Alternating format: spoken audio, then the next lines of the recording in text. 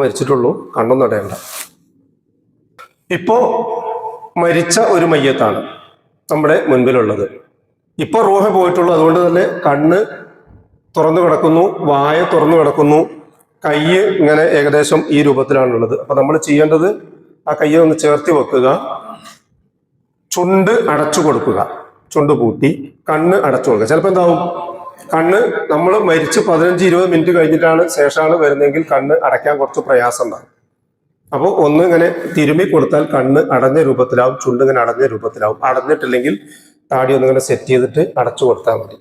ഇനി അത് പറ്റുന്നില്ലെങ്കിൽ ആണ് നമ്മൾ എന്ത് ചെയ്യുന്നത്, തുണി വെച്ചിട്ട് കെട്ടുന്നത്. ആ തുണി കെട്ടുമ്പോൾ ശ്രദ്ധിക്കുക. ഇനി ഇവിടുന്ന് അങ്ങോട്ട് വളരെ സശ്രദ്ധം ശ്രദ്ധിക്കേണ്ട കാര്യങ്ങളാണ്.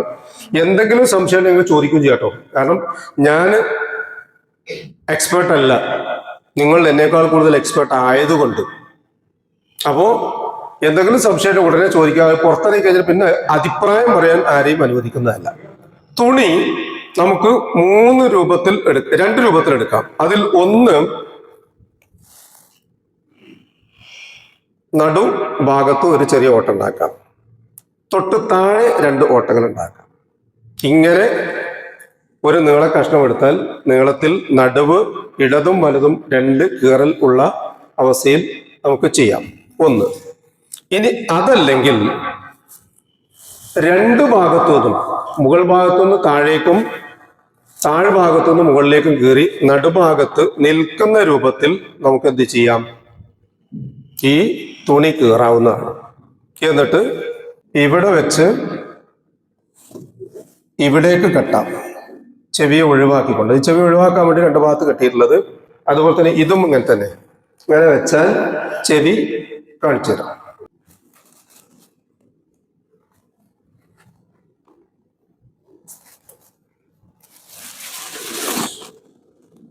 ചെവിർത്തോ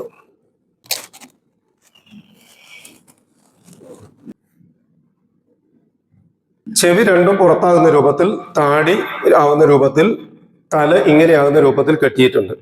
ഇനി വേണ്ടത് മയ്യത്തിന്റെ കൈ, മരിച്ചിട്ടുള്ള ഒന്ന് നമ്മൾ ജസ്റ്റ് ഒന്നിങ്ങനെ മടക്കി നിവർത്തുക.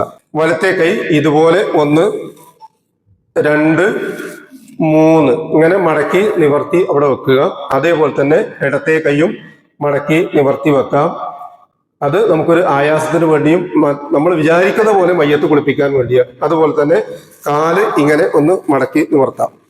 ഇപ്പൊ ഇങ്ങനെ ബലം വെച്ചിട്ടുണ്ടല്ലോ, അതൊന്ന് ഇങ്ങനെ ആക്കാം, ഇതും അങ്ങനെ ആക്കാം. എന്നിട്ട് ഒന്ന് ഇങ്ങനെ പൊന്തിക്കാം. പൊന്തിച്ചിട്ട് വയറിന്റെ ഭാഗം ഒന്ന് അമർത്തി കൊടുക്കുക, കാലൊന്ന് വിടർത്തി വെക്കുക.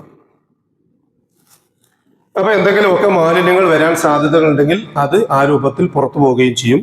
എന്നിട്ട് സാവകാശം കിടത്താം.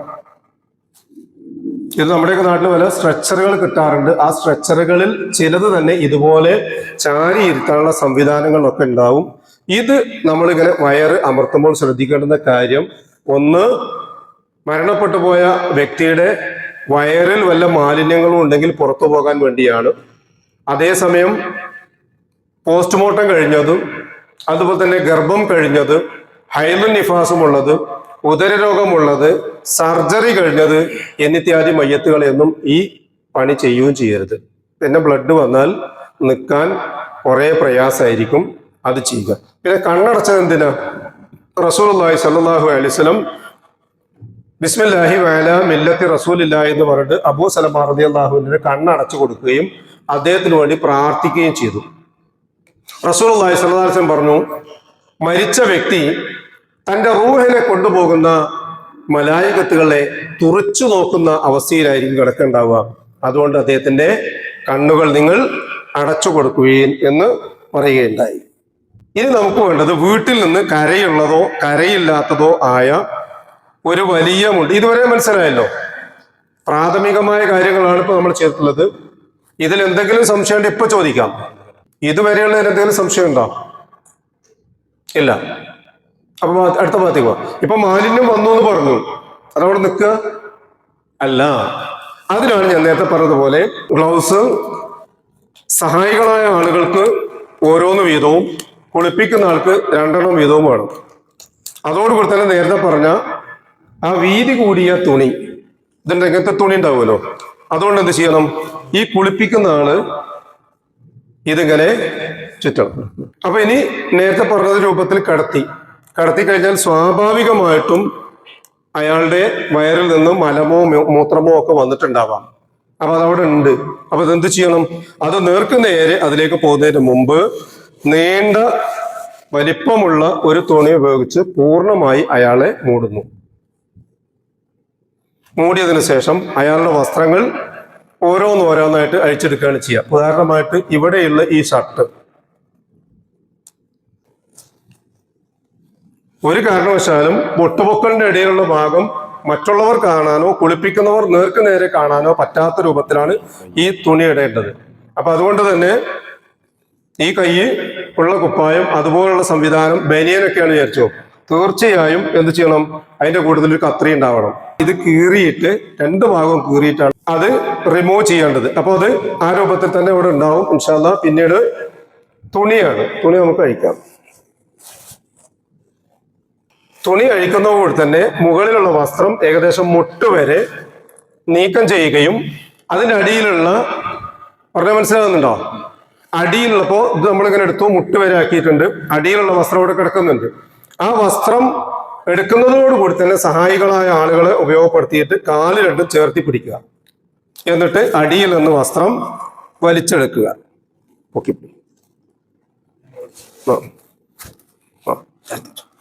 ഇങ്ങനെ വലിക്കുന്നതോടുകൂടി തന്നെ ആ മാലിന്യങ്ങൾ നീക്കം ചെയ്യപ്പെടുകയും ചെയ്യും.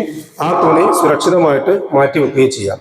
ഇനി നമ്മൾ എന്ത് ചെയ്യാം, കപ്പിൽ വെള്ളം എടുക്കുക, ഇങ്ങനെ പിടിക്കുക. ഒരിക്കലും ഇങ്ങനെ പിടിക്കരുത്.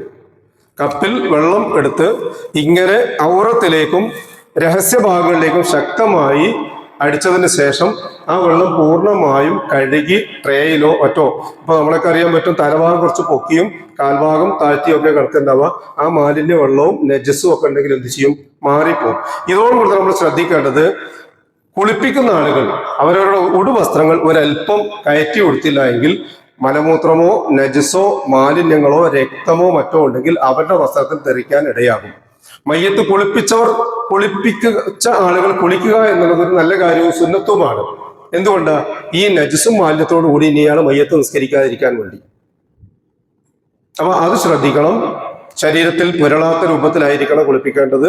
അപ്പൊ ആ രൂപത്തിൽ ഈ നജസ് നീക്കം ചെയ്യപ്പെട്ട് കഴിഞ്ഞാൽ പിന്നീട് ഈ തള്ളവിരല് ഇങ്ങനെയാണ് കെട്ടുക. പക്ഷെ അത് കെട്ടേണ്ടത് പലപ്പോഴും കുളിപ്പിക്കുന്ന സന്ദർഭത്തിലല്ല. കുളിപ്പിക്കുന്ന സന്ദർഭത്തിൽ കുളിപ്പിച്ചു കഴിഞ്ഞാൽ, കെട്ടിക്കഴിഞ്ഞാൽ പൂർണ്ണമായ രൂപത്തിൽ അത് കുളിപ്പിക്കാൻ കഴിയാതെയാകും. ഇന്ന് 4 മണിക്കാണ് മരിക്കുന്നത്, മയ്യത്തെടുക്കുന്നത് നാളെ ഉച്ചക്കാണെങ്കിൽ പ്രാഥമികമായിട്ട് ചെയ്യേണ്ടത് എന്താ, ആദ്യമേ ഒന്ന് കുളിപ്പിച്ച് കിടത്തുക. അപ്പൊ അങ്ങനെ കിടത്തുകയാണെങ്കിൽ കാല് കെട്ടാം, താടി കെട്ടാം ഒക്കെ. അത് 2 സൗകര്യങ്ങളാണ്. ഒന്ന്, മയ്യത്ത് നജസോടുകൂടി കിടക്കുന്നതിന്റെ ഉത്തരവാദിത്വം ഹയാത്തായി ജീവിക്കുന്ന നമ്മളിൽ ആണുള്ളത്.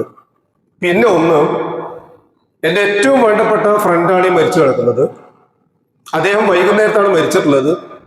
ഇപ്പോഴത്തെ പ്രത്യേകമായ സാഹചര്യത്തിൽ ഞാൻ തിരിച്ചു പോകണം. നാളെ രാവിലെ 9 മണിക്ക് എനിക്ക് എൻ്റെ ഓഫീസിൽ ജോയിൻ ചെയ്തിട്ടില്ലെങ്കിൽ എൻ്റെ ജോലിയും മറ്റു കാര്യങ്ങളും തടസ്സമാകും. അതുകൊണ്ട് ഇന്ന് രാത്രി തന്നെ ഇവിടുന്ന് കയറേണ്ടത് ഫ്ലൈറ്റ് ടിക്കറ്റ് എടുത്തിട്ടുണ്ട്. ആത്മമിത്രം എന്ന നിലയ്ക്ക് അദ്ദേഹം മരിച്ചിട്ട് എനിക്കത് മയ്യത്ത് നിസ്കരിക്കാൻ പോലും പറ്റാതെ ഞാൻ പോകേണ്ടി വരുന്നല്ലോ എന്നൊരാൾ വിചാരിക്കേണ്ടതില്ല. കുളിപ്പിച്ച് കിടത്തിയ മയ്യത്തിന്റെ ഇത് എൻ്റെ ഫ്രണ്ടാണ്, അല്ലെങ്കിൽ എൻ്റെ ബാപ്പയാണ്, എൻ്റെ സഹോദരനാണ്. മറ്റുള്ള ആൾക്കാർ ലീവ് എടുക്കാനോ നീട്ടാനോ ഒക്കെ പറ്റാത്ത രൂപത്തിലുള്ള ആളുകളാണെങ്കിൽ അയാളുടെ തലയുടെ ഭാഗത്ത് നിന്നിട്ടും, സഹോദരിയാണ് മരിച്ചത്, പെണ്ണാണ് മരിച്ചത് എങ്കിൽ അവരുടെ നെഞ്ചിന്റെ ഭാഗത്ത് നിന്നിട്ടും അയാൾക്ക് അയാളുടെ വീട്ടിൽ നിന്ന് തന്നെ, അല്ലെങ്കിൽ മയ്യത്ത് എവിടെയാണോ കിടക്കുന്നത് ആ കിടക്കുന്ന ഇടത്തിൽ വെച്ച് തന്നെ നിസ്കരിച്ചിട്ട് അയാൾക്ക് യാത്ര പോകാം. പക്ഷെ അത് എന്ത് വേണം, ഈ മയ്യത്ത് ശുദ്ധിയുള്ളതാകണം, കുളിപ്പിച്ച് കിടത്തിയതാകണം. അപ്പൊ അതുകൊണ്ടാണ് നേരത്തെ കുളിപ്പിക്കുക എന്ന ആ ഒരു സംവിധാനം ചെയ്യാറുള്ളത്. അപ്പൊ ഇത്രയും കാര്യങ്ങളാണ് നമ്മൾ ശ്രദ്ധിക്കേണ്ടത്. ഇനി കുളിപ്പിക്കാൻ തുടങ്ങുകയാണ്. അപ്പൊ അത് സാധാരണഗതിയിൽ നമ്മളൊക്കെ ജനാബത്ത്, ഹൈള്, വിലാദത്ത് തുടങ്ങിയ നിർബന്ധമായ കുളിക്കുന്ന ആ ഒരു കുളി തന്നെയാണ് മയ്യത്തിനും കുളിക്കാനുള്ള സമയം അതിക്രമിക്കുന്നു എന്നുള്ളത് ഞാൻ വളരെ പെട്ടെന്ന് തന്നെ അതിലേക്ക് പോകാം ഇൻഷാ അല്ലാഹ്. നമ്മൾ ആദ്യം ഉളു ചെയ്ത് കൊടുക്കുകയാണ് ചെയ്യേണ്ടത്. ബിസ്മില്ലാഹിർ റഹ്മാനിർ റഹീം എന്ന് പറഞ്ഞ് വെള്ളം ഒഴിക്കും. പറഞ്ഞുകൊണ്ട് കയ്യിന്റെ വിരലിന്റെ ഇടയിൽ ഉള്ള ഭാഗങ്ങളൊക്കെ ഞാൻ നേരത്തെ പറഞ്ഞല്ലോ, നഖം നീണ്ടിട്ടുണ്ടെങ്കിൽ അത് മുൻപേ വെട്ടണം. അതൊക്കെ മരിച്ചു എന്നറിഞ്ഞ് ഉടനെ തന്നെ അല്ലെങ്കിൽ ജീവിച്ചിരിക്കുമ്പോൾ തന്നെ ചെയ്യേണ്ട കാര്യമാണ്. ചിലപ്പോൾ ശ്രദ്ധയിൽ പെട്ടുപോയിട്ടുണ്ടാവില്ല, കഴിഞ്ഞ ആഴ്ച മുറിച്ചാണ് പിന്നെ മറന്നുപോയി എങ്കിൽ നഖം ഉണ്ടെങ്കിൽ എന്ത് ചെയ്യാം, നഖം വെട്ടിക്കൊടുക്കാം. അതുപോലെ തന്നെ മീശരോമങ്ങൾ ഇങ്ങനെ വായിലേക്ക് ഇറങ്ങിയിട്ടുണ്ട്, അങ്ങനെ ജീവിതത്തിൽ ഒരാളും ഇതുവരെ കണ്ടിട്ടില്ലാത്ത ഉപ്പയാണ് എങ്കിൽ ആ രോമങ്ങളും ഒന്ന് വെട്ടിക്കൊടുക്കാം. പ്രാഥമികമായ രൂപങ്ങൾ ഇത്രയും ചെയ്തതിന് ശേഷം നമ്മൾ ബിസ്മി ചൊല്ലിക്കൊണ്ട് വലത്തെ കൈ 3 പ്രാവശ്യം ഞെരിയാണി വരെ കഴുകുക, സാധാരണ നമ്മൾ ഉതു എടുക്കുന്നത് പോലെ തന്നെ. അതുപോലെ തന്നെ ഇടത്തെ കൈയും കഴുകുക, അതും ഞെരിയാണി വരെ. ഞെരിയാണി വരെ വലത്തെ കൈ കഴുകുക. ഇനി അടുത്തെന്താ ചെയ്യാനുള്ളത്? വെള്ളം കൊണ്ട് വായിലും മൂക്കിലും കൊപ്പിളിക്കലാണ്. അത് വായിൽ ആക്കാനേ നമുക്ക് പറ്റുള്ളൂ, മൂക്കിൽ ആക്കാനേ പറ്റുള്ളൂ. കാരണം മൂക്കിൽ കണ്ട് പോയി കഴിഞ്ഞാൽ പിന്നെ അത് തിരിച്ചു വരുമ്പോൾ ചിലപ്പോൾ മയ്യത്ത് കഫൻ ചെയ്തതിന് ശേഷമൊക്കെയാണ് വരികയുണ്ടാവുക. അത് ആ രൂപത്തിൽ തന്നെ ശ്രദ്ധിക്കണം. വായിലും മൂക്കിലും വെള്ളം കയറ്റി പ്രതീകാത്മകമായിട്ട്, കയ്യിൽ വെള്ളം എടുത്തിട്ട് ചെയ്യേണ്ട ആവശ്യമില്ല, ഇങ്ങനെ കയറ്റി സാധാരണ നമ്മൾ ചെയ്യുമ്പോൾ തന്നെ 3 പ്രാവശ്യം കഴുകി പിന്നെ വെള്ളം എടുക്കും. എന്നിട്ട് നമ്മൾ 3 പ്രാവശ്യം താടിയൊക്കെ ഉണ്ടെങ്കിൽ അതിൻ്റെ ഉള്ളിലേക്കൊക്കെ വെള്ളം പോകാവുന്ന രൂപത്തിൽ ആ സമയത്ത് നമുക്ക് എന്ത് ചെയ്യാം, ഈ തലയിലെ കെട്ട് മെല്ലെ അഴിച്ച് വേസ്റ്റ് ബോക്സ് ഉണ്ടാവും, അതിലേക്ക് നീക്കം ചെയ്യാവുന്നതാണ്. അങ്ങനെ മുഖം 3 പ്രാവശ്യം കഴുകുന്നു. പിന്നീട് വലത് കൈ ഈ ഞെരിയാണി വരെ, ഇതാണ് ഞെരിയാണി, ഇതാണ് മുട്ട്. ഒരൽപ്പം എന്ത് ചെയ്യാം, മുട്ട് കഴിഞ്ഞിട്ട് ഇങ്ങോട്ട് ഇറക്കി ചെയ്യാം. ഈ മുട്ടിന്റെ അത്ര കഴുകുക. അതേപോലെ തന്നെ ഇടത്തേതും കഴുകുക. ഇതെന്താ ചെയ്യേണ്ടത്? കൈ കഴുകി കഴിഞ്ഞു, തല തടവണം, ചെവിയും തടവണം. റസൂലുള്ളാഹി സ്വല്ലല്ലാഹു അലൈഹി വസല്ലം വെള്ളം എടുത്തു, എന്നിട്ട് അത് കുടഞ്ഞു കളഞ്ഞു. എന്നിട്ട് തള്ളവിരൽ രണ്ടും ചെവിയിൽ വെച്ചു, മൂർധാവിൽ നിന്ന് പിരടിയിൽ നിന്ന് വീണ്ടും തിരിച്ച് മൂർധാവ് വരെയും കൊണ്ടുവരികയും വലത്തെ കൈയിന്റെ തള്ളവിരൽ വലത്തെ കൈയിന്റെ ചെവിയുടെ അടിയിൽ കൂടി മുകളിൽ കേൾക്കും. ഇടത്തെ കൈയിന്റെ തള്ളവിരൽ ചെവിയിൽ പ്രവേശിപ്പിച്ച് വിരലുകൾ രണ്ടും പിന്നിലേക്കും കൊണ്ടുവന്നു. എത്ര? മസ്ഹതൻ വാഹിദ, അത്രയേ ഉള്ളൂ ഹദീസിൽ കാണാൻ പറ്റും. തലയും ചെവിയും ഒറ്റ പ്രാവശ്യം തലവി. തലയ്ക്ക് വേണ്ടി പ്രത്യേകം വെള്ളമോ ചെവിക്ക് വേണ്ടി പ്രത്യേകം വെള്ളമോ എടുത്തില്ല. ഇനി കഴിഞ്ഞു, ഒന്നും എടുക്കൽ കഴിഞ്ഞു. നമ്മൾ എന്ത് ചെയ്യുന്നു? മയ്യത്ത് കുളിപ്പിക്കാൻ വേണ്ടി തുടങ്ങുന്നു. ഇൻഷാ അല്ലാഹ് വെള്ളം എടുക്കുവാണ്. തലയിൽ നിന്ന് തുടങ്ങുന്നു, വലതു ഭാഗത്ത് നിന്ന് തുടങ്ങുന്നു. തലയിൽ വെള്ളം ഒഴിക്കുന്നതോടുകൂടി തന്നെ കംപ്ലീറ്റ് സോപ്പ്, എന്നൊക്കെ പറഞ്ഞേ, വെള്ളത്തിൽ ഇട്ടുവെച്ച അലിഞ്ഞ സോപ്പാണെങ്കിൽ കംപ്ലീറ്റ് മുടി ഇഴകളിൽ കൂടിയൊക്കെ പ്രവേശിപ്പിച്ച് കണ്ണിന്റെ ഈ സൈഡിലൊക്കെ ചിലപ്പോൾ ദീർഘകാലം രോഗിയായി കിടന്നിട്ടുണ്ടാകും, അവിടെ പീളുണ്ടാവും, മൂക്കിൽ മൂക്കട്ടുണ്ടാവാം, അല്ലെങ്കിൽ പലതും ഉണ്ടാവും, ചെവിയിലുണ്ടാവും. അതൊക്കെ മനോഹരമായ രൂപത്തിൽ കഴുകണം. അപ്പോൾ തലയും അതിന്റെ ഭാഗങ്ങളും അന്തരഭാഗങ്ങളും കഴുകൽ കഴിഞ്ഞു കഴിഞ്ഞാൽ പിന്നീട് നമ്മൾ വലത് ഭാഗത്ത് കപ്പിൽ വെള്ളം എടുത്തു. സഹായികളായ ആളുകൾ അവരിങ്ങനെ വെള്ളം കാല് വരെ ഒഴിച്ചു. ഞാൻ ഈ മയ്യത്തിന്റെ മുട്ടുപൊക്കളിന്റെ ഇടയിലുള്ള ഭാഗങ്ങൾ കംപ്ലീറ്റ് മാത്രം മറച്ചാൽ മതിട്ട്, കംപ്ലീറ്റ് ഇങ്ങനെ തുണിട്ട് വെക്കേണ്ടതില്ല. അപ്പൊ സോപ്പൊക്കെ നന്നായിട്ട് തേച്ചു, കക്ഷഭാഗത്തൊക്കെ നന്നായിട്ട് തേക്കും. അതിനാണ് നേരത്തെ പറഞ്ഞ കയ്യിൽ തുണി ചുറ്റണം എന്ന് പറഞ്ഞത്. അതിനാണ് കക്ഷഭാഗത്ത്, ഗുഹ്യഭാഗത്ത്, രഹസ്യഭാഗത്ത് ഒരിക്കലും ഡയറക്റ്റ് ആയിട്ട് നോക്കാൻ പാടില്ല. അത് സ്ത്രീകൾ ആണ് എങ്കിൽ ഈ മയ്യത്തിന്റെ മുകളിലിടുന്ന തുണി അത്യാവശ്യം നല്ല കട്ടിയുള്ളത്, വെള്ളം നനഞ്ഞാൽ ശരീരത്തിൽ ഒട്ടിപ്പിടിക്കുമ്പോൾ ശരീരത്തിന്റെ ഔറത്തുകൾ, മക്കളാകട്ടെ മരുമക്കളാകട്ടെ, നേർക്കുനേരെ നോക്കിയാൽ കാണാത്ത രൂപത്തിൽ ഒരല്പം കട്ടിയുള്ളത് ഇടുന്നത് നല്ലതാണ്. നീ കണ്ടു വിചാരിച്ചു കുഴപ്പമില്ല, പക്ഷെ അതായത് നോക്കാൻ പാടില്ല. കാണാം പക്ഷെ നോക്കാൻ പാടില്ലാത്ത രൂപത്തിലാണ്. അപ്പൊ ഈ ഭാഗം വളരെ വൃത്തിയായിട്ട് വലത് ഭാഗം വിരലിന്റെ ഇടയിൽ ഒക്കെ കഴുകി ഔറത്തിലേക്ക് പോകുമ്പോൾ നമ്മൾ ആ കയ്യിലുള്ള തുണി ഉണ്ടായിരിക്കണം. അപ്പൊ അതുകൊണ്ട് തന്നെ ശരിയായ രൂപത്തിൽ വെള്ളം ശക്തമായ രൂപത്തിൽ അടിച്ചിട്ട് വേണം കഴുകാൻ. ഏതെങ്കിലും ഒരു നജിസിന്റെ അംശം ഞാനാകുന്ന ജാഹില് മയ്യത്ത് കുളിപ്പിച്ച് അവിടെ ബാക്കിയുണ്ടെങ്കിൽ അതിന്റെ മസൂലിയത്ത് എനിക്കാണ് എന്ന ബോധ്യത്തോടു കൂടി നജിസിന്റെ അംശം തരിമ്പും ഇല്ല എന്ന് മനസ്സിലാക്കിക്കൊണ്ട് വേണം മയ്യത്തിനെ കുളിപ്പിക്കാൻ. അപ്പൊ വലത് ഭാഗത്ത് പൂർണ്ണമായി കഴുകി കഴിഞ്ഞാൽ പിന്നെ സഹായികളുടെ ആവശ്യമുണ്ട്. ഇടത് ഭാഗത്തേക്ക് ചരിക്കുന്നു. അപ്പോൾ അവൾ ശ്രദ്ധിക്കേണ്ടത്, ഈ കൈ ഇപ്പൊ ഉള്ളതുപോലെയല്ല, മരിച്ചു കഴിഞ്ഞാൽ എപ്പോഴും ഒന്നിടക്കാണ് പോകും. പ്രത്യേകിച്ച് ഇപ്പോഴത്തെ സ്റ്റെയിൻലെസ് സ്റ്റീലിന്റെ സംവിധാനങ്ങളാണ്. അവിടെ പോയി തട്ടിയാൽ എല്ല് പൊട്ടാൻ സാധ്യതയുണ്ട്, അല്ലെങ്കിൽ തോല് നീങ്ങാൻ സാധ്യതയുണ്ട്, ബ്ലഡ് വരാൻ സാധ്യതയുണ്ട്. അതുകൊണ്ട് വളരെ ശക്തമായ രൂപത്തിൽ ബലമുള്ള ആളുകളാണ് ഇത് പിടിപ്പിക്കേണ്ടത്. രണ്ട് ഭാഗത്തും ചെരിഞ്ഞു മറിഞ്ഞു പോകാത്ത രൂപത്തിൽ ചെയ്യുകയും വേണം. അപ്പൊ അങ്ങനെയാണെങ്കിൽ ഈ പെരടി ഭാഗത്ത് നേരത്തെ കുളിപ്പിച്ച ഭാഗത്തും വല്ല വെള്ളമോ സോപ്പിന്റെ അംശങ്ങൾ ഉണ്ടെങ്കിൽ അതടക്കം പുറഭാഗം ഒന്നായിട്ട് കഴുകി വൃത്തിയാക്കി ഈ രഹസ്യ ഭാഗങ്ങളൊക്കെ വൃത്തിയാക്കി, കാലിന്റെ ഭാഗങ്ങളൊക്കെ വൃത്തിയാക്കി വളരെ നല്ല രൂപത്തിൽ കഴുകി സോപ്പൊക്കെ ഇട്ട് അത് തന്നെ വെള്ളം കൊണ്ട് ഇപ്പറഞ്ഞതുപോലെ ഇവരുടെയൊക്കെ ശരീരത്തിലേക്ക് തെറിക്കാതെ എന്റെ മേലേക്ക് ആകാത്ത രൂപത്തിലാണ് അത് ചെയ്യേണ്ടത്. അങ്ങനെ വെള്ളം ഒഴുക്കി കുളിപ്പിച്ച് വളരെ കൃത്യമായതിനു ശേഷം വീണ്ടും സ്ട്രെച്ചറിലേക്ക് മലർത്തി കിടത്തുന്നു. സമയത്ത് അഴിച്ചിട്ട് കഴിഞ്ഞാൽ ഇപ്പൊ വലതു ഭാഗം കഴിഞ്ഞു, ഇനി നമ്മൾ ഇടതു ഭാഗത്തേക്ക് പോവുകയാണ്. ആ ഇടതു ഭാഗത്തേക്ക് പോകുമ്പോൾ നമ്മൾ എന്ത് ചെയ്യുന്നു, വീണ്ടും ഈ കെട്ടിയ കാലിന്റെ ഈ ഭാഗം അഴിച്ചു വിടുന്നു. എന്നിട്ട് നേരത്തെ പറഞ്ഞതുപോലെ ഇടത് ഭാഗത്ത് അതുപോലെ തന്നെ കഴുകുക. പ്രത്യേകിച്ച് ഔറത്തിന്റെ ഭാഗത്ത് ഒരു കാരണവശാലും നമ്മൾ എന്ത് ചെയ്യാൻ പാടില്ല, രണ്ട് കാര്യങ്ങൾ ശ്രദ്ധിക്കേണ്ടത്. കഴുകാതെ എന്ന രൂപത്തിൽ അവിടെ കഴുകാതെ ഇടാനും പാടില്ല. എന്നാൽ കഴുകുമ്പോൾ ഏതായാലും വാപ്പാന്റെ അല്ലേ, ചെറുപ്പത്തിൽ തന്നെ പ്രായം പൂർത്തിയാണ് തന്നെ വളർത്തിയതാക്കിയല്ലേ, എന്ന് വെച്ചാൽ തുണിയൊന്നുമില്ല നേർക്ക് നേരെ കൈയിട്ട് കഴുകാനും പാടില്ല. അപ്പൊ അത് രണ്ടും ശ്രദ്ധിക്കുക. അങ്ങനെ ഇടത് ഭാഗവും പൂർണ്ണമായി കഴുകിക്കഴിഞ്ഞാൽ നേരത്തെ പറഞ്ഞതുപോലെ തന്നെ ഇടത് ഭാഗത്തേക്ക് ചരിക്കുന്നു.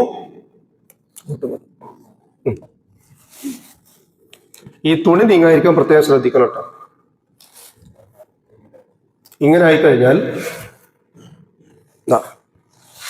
ഈ ഭാഗവും ഇതേപോലെ തന്നെ സോപ്പ് അല്ലെങ്കിൽ ഷാമ്പു അല്ലെങ്കിൽ ബോഡി സോപ്പ് തുടങ്ങിയ സാധനങ്ങളൊക്കെ ഉപയോഗിച്ച് നന്നായിട്ട് കഴുകി വൃത്തിയാക്കി ഉഷാറാക്കിയതിന് ശേഷം ഈ ഭാഗവും കഴുകി പൂർണ്ണമായ രൂപത്തിലായി ഇനി അങ്ങോട്ട് തന്നെ കടത്തുക. ഇപ്പൊ നമ്മൾ പൂർണ്ണമായിട്ടും ഇങ്ങനെ സോപ്പ് താളി അല്ലെങ്കിൽ സംവിധാനങ്ങൾ ഉപയോഗിച്ച് 3 പ്രാവശ്യം തിരിച്ചും മറിച്ചും കിടത്താം. അതിനുശേഷം നമുക്ക് പൂർണ്ണമായിട്ടും തലയിൽ നിന്ന് കാൽപാദം വരെ വെള്ളം ഒഴിച്ച് നല്ല രൂപത്തിൽ ബക്കറ്റിൽ, അത് കപ്പ് വേണ്ട, ബക്കറ്റിൽ എടുത്തിട്ട് എടുക്കുമ്പോൾ തന്നെ ശ്രദ്ധിക്കേണ്ടത് ഇങ്ങനെ എടുക്കുകയാണെങ്കിൽ കൈ ഒന്നും ഇങ്ങനെ സപ്പോർട്ട് ചെയ്യാം. അപ്പൊ എന്താവും, പടപതുകൊണ്ട് പോകില്ല, നമുക്ക് അതിൻ്റെതായ ഒരു താളത്തിൽ അത് പിടിച്ചെടുക്കാനും പറ്റും. അപ്പൊ അങ്ങനെ ശരീരത്തിന്റെ എല്ലാ ഭാഗത്തും പറ്റും. രണ്ടുപേർ സഹായിച്ച് തിരിച്ചു കിടത്തിയിട്ടും അങ്ങനെ തല മുതൽ കാല് വരെ ഉള്ള വെള്ളങ്ങൾ ഒഴിഞ്ഞു പോകുന്ന രൂപത്തിൽ പൂർണ്ണമായിട്ടും അത് കഴുകി വൃത്തിയാക്കി എടുക്കുക എന്നുള്ളതാണ്. അതോടുകൂടി എന്തായി, കുളിപ്പിക്കുക എന്ന് പറയുന്നത് 90% കഴിഞ്ഞു. ഈ 1% കൂടി ബാക്കിയുണ്ട്, 10%. എന്താണത്, കാല് കഴുകുക എന്നുള്ളത്. ഞാൻ നേരത്തെ കാല് അഴിച്ചിടാതെ ഇങ്ങനെ ഇവിടെ വെച്ചിരുന്നതുകൊണ്ട മറന്നു പോയിരിക്കാൻ കൂടിയാണ്. അപ്പൊ കാല് കഴുകണം. വലത്തെ കാല് നെരിയാണി വരെ, നമ്മൾ ഉളുവിനൊക്കെ കഴുകുന്ന പോലെ തന്നെ നെരിയാണി വരെ 3 പ്രാവശ്യം കഴുകി, ഇടത്തെ കാലും കഴുകി. അപ്പൊ ഇങ്ങനെ കുളിപ്പിച്ചതിന് ശേഷം ഇനി എന്താ ചെയ്യേണ്ടത്, തോർത്തുക എന്നുള്ളതാണ്. അതിന് തോർത്തുമുണ്ട്, അത് പുതിയത് വേണമെന്നൊന്നുമില്ല. നല്ല തോർത്തുകൊണ്ട് ഉപയോഗിച്ചിട്ട് പൂർണ്ണമായിട്ടും ശരീരത്തിലെ വെള്ളങ്ങളൊക്കെ ഒപ്പിയെടുക്കുക. ഒപ്പിയെടുക്കുന്നതോടുകൂടി തന്നെ സ്ട്രെച്ചറിൽ വെള്ളം ഉണ്ടാവും, അതും ഒപ്പിയെടുക്കുക. ആ ഒപ്പിയെടുത്ത് പൂർണ്ണമായും അടിയും മോൾ ഭാഗമൊക്കെ ഡ്രൈ ആണ് എന്ന് തോന്നിക്കഴിഞ്ഞാൽ ഇത് നമ്മളെ പരിപാടി അവസാനിച്ചോ? ഇല്ല. അതിനാണ് ബക്കറ്റിൽ നേരെ ഇവിടെ കലക്കി വെച്ചൊരു സാധനമുള്ളത്, കർപ്പൂരത്തിന്റെ വെള്ളം. ഇതും ഒഴിക്കുമ്പോൾ എന്ത് ചെയ്യണം, അത് തീർന്നു എന്ന് വിചാരിക്കാം. അതല്ലേ പിന്നെ ഒരു ബാക്കി കൂടി ഉണ്ട് തോന്നുകയാണെങ്കിൽ 3 ആക്കുന്ന രൂപത്തിൽ ഒരൽപ്പാൽപ്പമായിട്ട് 1, 2, 3 എന്ന രൂപത്തിൽ 3 പ്രാവശ്യം കർപ്പൂരം കൊണ്ട് അവസാനിപ്പിച്ചിട്ട് വേണം നമ്മൾ തുടങ്ങാൻ. എന്നിട്ട് വേണം തോർത്താൻ കേട്ടോ. അപ്പൊ തോർത്തുന്ന സമയത്ത് കർപ്പൂരത്തിന്റെ നേരത്തെ പറഞ്ഞില്ലേ, വലിയ കട്ടയും കല്ലും ഒക്കെ ഇല്ലാതിരിക്കാൻ വേണ്ടിയിട്ടാണ് നന്നായിട്ട് പൊടിച്ചിട്ട് അത് വെള്ളത്തിൽ കലർത്തി വെക്കുന്നത്. പിന്നീട് തോർത്തുമ്പോൾ സ്ട്രെച്ചർ കൂടി തോർത്തുക. തോർത്തി കഴിഞ്ഞതിന് ശേഷം ഇപ്പോ നിലവിൽ ഈ ഒരു ഡ്രസ്സ് മാത്രമേ ഉള്ളൂ, അത് നന്നായിട്ട് നനഞ്ഞിട്ടുണ്ടാവും. ഇത് മാറ്റാൻ വേണ്ടി സ്ത്രീയുടെ ആണ് വിചാരിച്ചോ, സ്ത്രീയുടെ ആണ് എളുപ്പമാണ്. സാധാരണ നമ്മൾ മോവാക്കിലേക്ക് ഇടുന്നത് പോലെ തന്നെ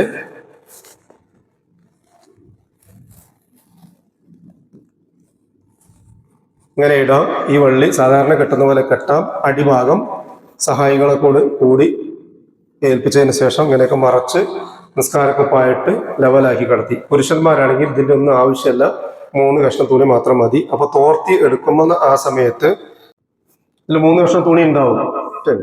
അതിൽ നമ്മളാണ് മുറിക്കുന്നതെങ്കിൽ, കടയിൽ നിന്ന് വാങ്ങി മുറിക്കുകയാണെങ്കിൽ സെയിം ഈക്വൽ ആയിരിക്കും ഒരേ പോലുള്ള കഷ്ണങ്ങൾ. ഒന്ന് ഒരല്പം വലുതാക്കുക, ഏറ്റവും അടിയിലുള്ളത് ഒരല്പം വലുതാക്കുക, ബാക്കി രണ്ടും ഒരുപോലെ ആക്കുക. എന്നിട്ട് ഏറ്റവും അടിയിൽ ഉപയോഗിക്കുന്ന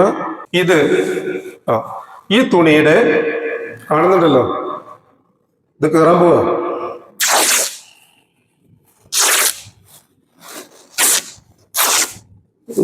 ഒരുപോലെ പിടിച്ചു, ഞാൻ പറഞ്ഞു.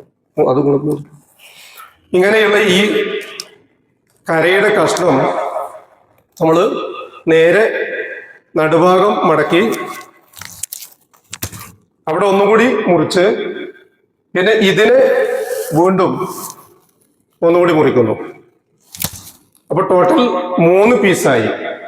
ഇത് മയ്യത്തിന്റെ നടുഭാഗത്ത് വയറ് അടക്കമുള്ള ഭാഗത്ത് കെട്ടാനും, ഇത് മയ്യത്തിന്റെ കാൽഭാഗം കെട്ടാനും, ഇത് മയ്യത്തിന്റെ തലഭാഗം കെട്ടാനും, ഇങ്ങനെ 3 കഷ്ണങ്ങൾ അത് ഈ തുണിയുടെ കരയിൽ നിന്ന് തന്നെ മുറിച്ചെടുത്താൽ മതിയാകും.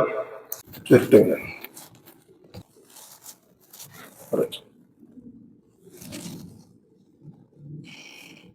നമ്മളിങ്ങനെ വെക്കുകയും അതോടൊപ്പം തന്നെ മയ്യത്തിനെ കൈ പിടിച്ചു കൈയും കാലും കൊണ്ടുവരുന്നതോടുകൂടി തന്നെ വസ്ത്രം നമ്മൾ കൊണ്ടുവരികയും ചെയ്യുന്നു. അങ്ങോട്ടാണ് ഇനി അപ്പുറത്തേക്ക് വരും.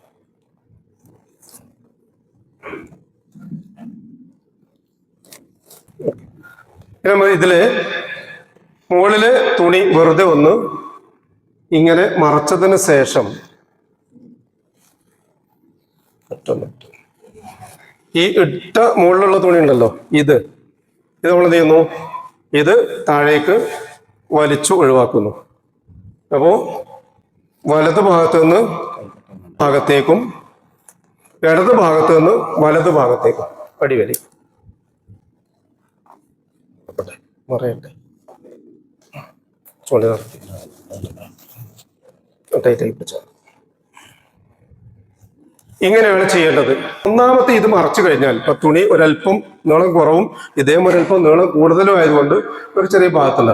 ഇതിന്റെ മുകളിൽ എന്ത് ചെയ്യാം, നമുക്ക് അത്തറ് തേക്കാം, അത്തറ് പുരട്ടാം. ഒന്നാമത്തെ ഷീറ്റിന്റെ മുകളിൽ ഇട്ടാം.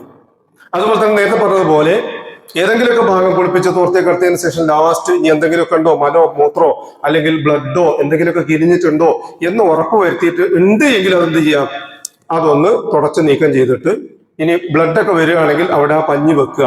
ഒന്നാമത്തെ അങ്ങനെ ടൈറ്റ് ആക്കുക. ഇതാണ് ടൈറ്റ് ആക്കുക. ഞാൻ കാണിച്ചു തരാം. ഈ വലതുഭാഗത്തുള്ള തുണി നടുഭാഗത്ത് നന്നായിട്ട് ടൈറ്റ് ആക്കുക. ഇങ്ങനെ ഒന്നാമത്തെ തുണി പൊതിഞ്ഞാൽ തന്നെ നമുക്ക് ബാക്കിയുള്ളതൊക്കെ എളുപ്പമായി തീരും. 2 3 മതി. ഇതിങ്ങനെ ആക്കി കഴിഞ്ഞാൽ തന്നെ ഏകദേശം മനസ്സിലായല്ലോ. ഇനിയും മനസ്സിലാക്കേണ്ടത് ഈ ഭാഗത്ത് ഒരല്പം നീളം ഉണ്ടാവും. ആ ഭാഗത്ത് കെട്ടുകയും ആ ഭാഗത്തുള്ള തുണി ഒന്ന് തിരിച്ചു വെക്കുകയും ചെയ്യാം. ഈ ഭാഗത്തും അതുപോലെ ഒന്ന് കെട്ടുക, അതൊന്ന് തിരിച്ചു വെക്കുകയും ചെയ്യാം. ഇനി നമ്മൾ ആ കെട്ടൽ കഴിഞ്ഞതിന് ശേഷം പിന്നെ നമ്മൾ മയ്യത്ത് കൊണ്ടുപോകലാണ്. കൊണ്ടുപോയി കഴിഞ്ഞാൽ പിന്നീട് കബറടക്കലാണ്. കബറടക്കുന്ന സമയത്ത് വളരെ പെട്ടെന്ന് പറഞ്ഞു പോകാം, മയ്യത്ത് ഇറക്കി വെക്കലാണ്. ഈ പ്രാക്ടിക്കലായ രൂപം ഇവിടെ നിങ്ങളെ കാണിച്ചു തന്ന് പഠിപ്പിക്കുന്നത് ഇറക്കുമ്പോഴും അതുപോലെ തന്നെ.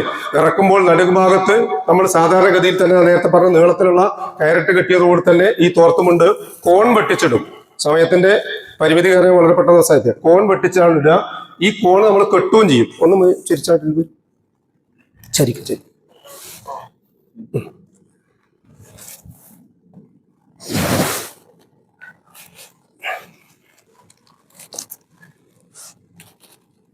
ഇതിങ്ങനെ കെട്ടുന്നു. നമ്മൾ നേരത്തെ മയ്യത്തിന്റെ തുണിയിൽ നിന്ന് അഴിച്ചെടുത്ത ആ ഒരു നീളം കയറുണ്ടാവും, അത് ഇവിടെ കെട്ടും. എന്തിനാ, മയ്യത്തിറക്കി വെച്ചാൽ ആ ചരടിൽ പിടിച്ചു വെച്ചാൽ അതുകൊണ്ട് അഴിയും, ഇതിട്ട് വലിച്ചെടുക്കുകയും ചെയ്യാം. ഈ കെട്ടിലാണ് മയ്യത്തിനെ ഇറക്കേണ്ടത്. ഇങ്ങനെ ഇറക്കി കിടത്തിയതിനു ശേഷം ഈ മയ്യത്തിനെ ഇങ്ങനെ ആ തുണി ഇങ്ങനെയാണ് ഖബറിൽ അതിന്റെ ഭിത്തിയോട് ചേർത്തി ഖിബിലക്ക് മുഖവും ശരീരവും വരുന്ന രൂപത്തിൽ. അങ്ങനെയാണ് ലോകത്തുള്ള മുഴുവൻ മയ്യത്തുകളും ഖിബിലക്ക് അഭിമുഖമായിട്ടാണ് കിടക്കുന്നത്. ഇതേ രൂപത്തിൽ തന്നെയാണ് ഖബറിലും കിടക്കേണ്ടത്. എന്നാൽ വീട്ടിൽ എന്തെങ്കിലും അസൗകര്യം ഉണ്ടെങ്കിൽ അതിന് വ്യത്യസ്തമായ രൂപത്തിൽ കിടക്കുന്നതിന് വിരോധം ഇല്ല. മറിച്ച് ഏറ്റവും അഭികാമ്യവും അസിഹം നേരത്തെ പറഞ്ഞതുപോലെ നിസ്കരിക്കാൻ സൗകര്യവും ഇതാണ് എന്നുള്ളത് കൊണ്ട് ആ രൂപത്തിൽ അങ്ങനെ അത് മനസ്സിലാക്കുക. ഇൻഷാ അല്ലാഹ് ഈ ക്ലാസ് ഇവിടെ വെച്ച് അവസാനിപ്പിക്കണം. നമ്മുടെ നാട്ടിൽ മരിക്കുന്ന മയ്യത്തുകൾ ഇസ്ലാമിക ശരീഅത്ത് അനുസരിച്ച് 100% ആയില്ലെങ്കിലും ഒരു 90% 80% ആകാവുന്ന രൂപത്തിലാണ് നമ്മൾ ഈ കാര്യങ്ങൾ ചെയ്യേണ്ടത് എന്ന് പറയാൻ വേണ്ടിയാണ്. അപ്പൊ അതുകൊണ്ട് തന്നെ ഞാൻ അവസാനിപ്പിക്കുകയാണ്. ഇൻഷാ അല്ലാഹ് അല്ലാഹു സുബ്ഹാനഹു വ തആല ഓരോ ഇബാദത്തും അമലും പഠിച്ചറിഞ്ഞ് ചെയ്യാനുള്ള തൗഫീഖ് നമുക്ക് നൽകി അനുഗ്രഹിക്കട്ടെ. ഇത്രയും സമയം നമ്മളോട് സഹകരിച്ച അബ്ദുൽ സാഹിബിന് അഗൈതവുമായ നന്ദി കമ്മിറ്റിക്ക് വേണ്ടി സംഘാടകർക്ക് വേണ്ടി അറിയിക്കുന്നു. അതോടൊപ്പം തന്നെ ആൾക്കാർ ഒറ്റ അഭ്യർത്ഥനയേ ഉള്ളൂ, നിങ്ങളോട് മുഴുവൻ നോമ്പ് തുറക്കുന്ന വസ്തുക്കൾ മുമ്പിൽ വെച്ച് ഒരിക്കലും നാടൻ വർത്തമാനം പറയാതെ അള്ളാഹുവിനോട് വർത്തമാനം പറയുക, ദുആ ചെയ്യുക. അള്ളാഹു അതെല്ലാം നമ്മിൽ കബൂലാക്കട്ടെ. വന്നുപോയ അബദ്ധങ്ങളും അനർത്ഥങ്ങളും അള്ളാഹു പുറത്ത് മാപ്പാക്കി തരട്ടെ. നമ്മുടെ പരിസര പ്രദേശങ്ങൾ, നമ്മുടെ ഖബർസ്ഥാനിൽ അന്ത്യവിശ്രമം കൊള്ളുന്ന നമ്മുടെ മാതാപിതാക്കൾ, ബന്ധുക്കൾ, മിത്രാദികൾ, കൂട്ടുകുടുംബങ്ങൾ തുടങ്ങി മുഴുവൻ ആളുകൾക്കും അള്ളാഹു സുബ്ഹാനഹു വ തആല മഗ്ഫിറത്തും റഹ്മത്തും നൽകി അനുഗ്രഹിക്കട്ടെ. ലോകത്തിന്റെ നാനാഭാഗത്തും അള്ളാഹു ശാന്തിയും സമാധാനവും വർഷിച്ച് സമാധാന അന്തരീക്ഷത്തിൽ ജീവിച്ചു മരിക്കാനുള്ള തൗഫീഖ് അള്ളാഹു നമുക്കും എല്ലാവർക്കും നൽകി അനുഗ്രഹിക്കട്ടെ. റബ്ബനാ ആതിനാ ഫിദ്ദുനിയാ ഹസന വഫിൽ ആഖിറതി ഹസനതൻ വഖിനാ അദാബന്നാർ. അസ്സലാമു അലൈക്കും വറഹ്മത്തുള്ളാഹി വബറകാതുഹു.